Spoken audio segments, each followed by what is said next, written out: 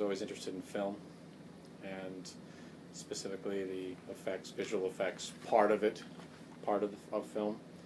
My parents were both artists, so obviously there was no way out. Career path chosen. How did you know what you wanted to do? Like, you had an idea of what you wanted to do, but how did you know that was the real thing? I don't think you ever know. I think you do something long enough and you commit yourself long enough to trying and trial and error and making lots and lots of projects, and it accumulates. It's a snowball. It builds up a weird momentum in your life. Maybe just a happenstance of meeting the right people at the right times and opening the right kinds of doors kind of guided me to this place. I don't know. Well, the thing that's interesting about what we do as compared to like a lot of other occupational paths is that anytime you're engaged in the creative economy, which is a term that we use to talk about anybody that's trying to make a living off of creative occupations, whether it's tattoo artists, it doesn't matter who it is, it's, you know, that kind of thing. If you were going to go be a banker, for example, there's a prescribed path to being a banker. That's a well-established path to being a banker that you can go to school for and all those things. It's very different when you're in the creative economy. It's a very organic process. So to answer your question, I think with accuracy, I'd have to say that when you pursue a creative occupation, there is very much an organic flow that happens to that because there is no prescribed path. There are possible destinations, right? But no prescribed path. You never know what, you know, or how people are going to engage or move, because Star Wars. There was a point when there was no Star Wars. And there was a landscape that existed, a social, popular landscape that existed up to that point. And then that film came out, and everything changed. It was that summer, 1976, 1977, those 2 summers, invented the blockbuster. And you know what blockbuster means? Yeah. Lines that go around the block. That's what that means.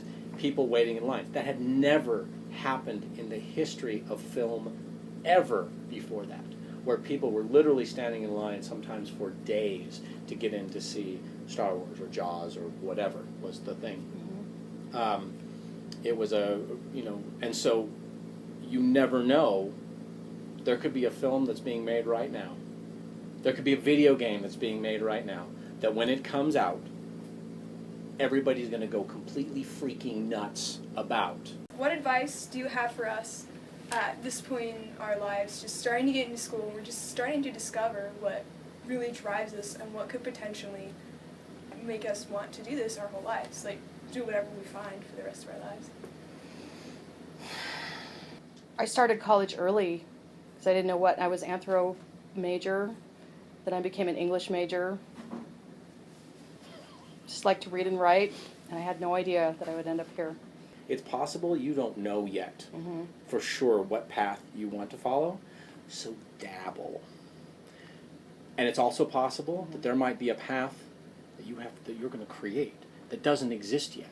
Like, for example, you might realize a year from now that you love working with a CNC plasma cutter.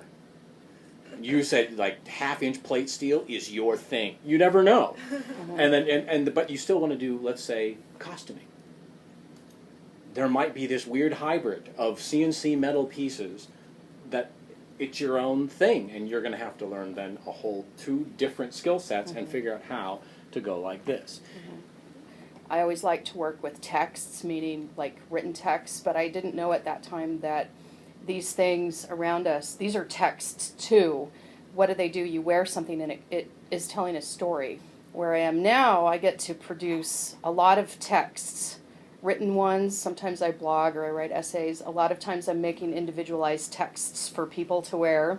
Sometimes I'm producing shows. What I can guarantee you is that whatever you pursue, the likelihood is, it's just like, have you ever painted? Yes, I do acrylic. Okay, so no, that's the only medium I ever painted. Okay, you know how you have an idea for a painting, and you start out down the road, and even though the end result you might like, it never looks anything like the thing that you saw in your head at the beginning. That's what an entire creative economy career is. You have ideals in the beginning, but the path of your life is going to shape and alter that and take you down roads that you would never even think of.